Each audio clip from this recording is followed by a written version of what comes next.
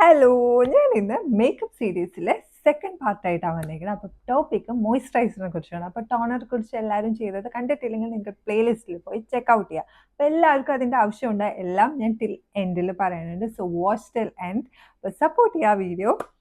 എന്തിനാണ് ഈ മോയ്സ്ചറൈസർ? നമ്മുടെ സ്കിൻ നല്ല ഹൈഡ്രേറ്റ് ആയിട്ട് വെക്കാനും സോഫ്റ്റ് ആക്കി വെക്കാനൊക്കെ ഹെൽപ്പ് ചെയ്യും. അതേപോലെ തന്നെ നമ്മുടെ സ്കിന്നിലെ മോയ്സ്ചറൈസർ ലോക്ക് ചെയ്തിട്ട് അത് ഡ്രൈനെസ് ഒക്കെ പ്രിവെൻറ്റ് ചെയ്യാൻ ഈ മോയ്സ്ചറൈസർ ഹെൽപ്പ് ചെയ്യും.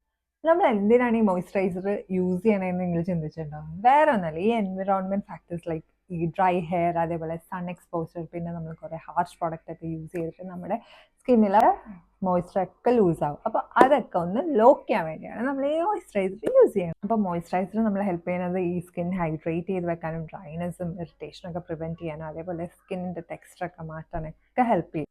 കുറേ ടൈപ്സ് ഓഫ് മോയ്സ്ചറൈസർ ഉണ്ട് അല്ലേ? അതിൽ ലൈറ്റ് വെയിറ്റ് ആയിട്ടുള്ള മോയ്സ്ചറൈസർ ഓയിലി സ്കിൻകാർക്കാണ് ഹെൽപ്പ് ചെയ്യണം. അതേപോലെ റിച്ച് ക്രീം ഡ്രൈ സ്കിൻകാർക്കും, പിന്നെ ജെൽ ഫോമൊക്കെ നമ്മുടെ കോമ്പിനേഷൻ സ്കിൻകാർക്ക്, പിന്നെ ഈ നൈറ്റ് ക്രീമൊക്കെ ഒരു ഇൻറ്റൻസ് ഹൈഡ്രേഷനൊക്കെ ഹെൽപ്പ് ചെയ്യാൻ വേണ്ടിയാണ് യൂസ് ചെയ്യുന്നത്.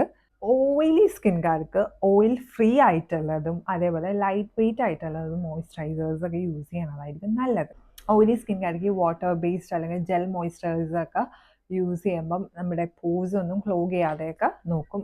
പിന്നെ ഈ സാലിസിലിക് ആസിഡ്, അതേപോലെ തന്നെ tea tree oil, glycolic acid, ഇതൊക്കെ ഓയിൽ പ്രൊഡക്ഷൻ കൺട്രോൾ ചെയ്യാനും പിന്നെ ആക്നെയൊക്കെ പ്രിവെൻറ്റ് ചെയ്യാനൊക്കെ ഹെൽപ്പ് ചെയ്യുക. അപ്പം അങ്ങനത്തെ ടൈപ്പ് ഓഫ് കെമിക്കൽസ് ഉള്ളത് യൂസ് ചെയ്യുക.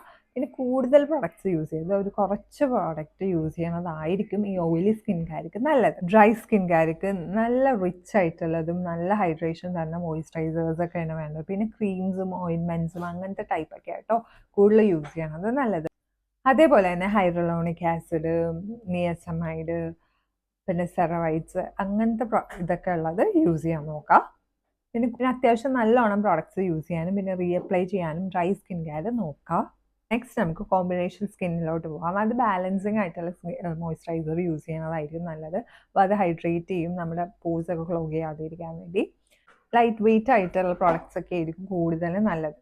അപ്ലൈ ചെയ്യുമ്പം എപ്പോഴും നല്ല ഡ്രൈ ആയിട്ടുള്ള ഏരിയയിൽ അപ്ലൈ ചെയ്യാൻ നോക്കുക. ലൈക്ക് ചീക്ക് ഏരിയയിലൊക്കെ ഡ്രൈ ആയിരിക്കുമല്ലോ, ഈ ഒരു ഏരിയയിലൊക്കെ ഡ്രൈ ആകുമ്പം ആ ഏരിയയിൽ അപ്ലൈ ചെയ്യാൻ നോക്കുക. പിന്നെ ടീ സോൺ പ്രിവെൻറ്റ് ചെയ്യാൻ നോക്കുക. കാര്യം അത് കുറച്ച് ഓയിലി ആയതുകൊണ്ട് അത് കുറച്ച് പ്രിവെൻറ്റ് ചെയ്ത് ഈ കോമ്പിനേഷൻ സ്കിൻകാർ അങ്ങനെ യൂസ് ചെയ്യുന്നത് നല്ലതാണ്. പിന്നെ ഡിഫറെൻറ്റ് പ്രൊഡക്ട്സ് ഡിഫറെൻറ്റ് ഏരിയയിൽ യൂസ് ചെയ്യണത് നല്ലതാണ്. പക്ഷെ അത് എൻ്റെ ഒരു ഇതിൽ അത്ര വർക്കൗട്ട് ആവണ കാര്യമല്ല.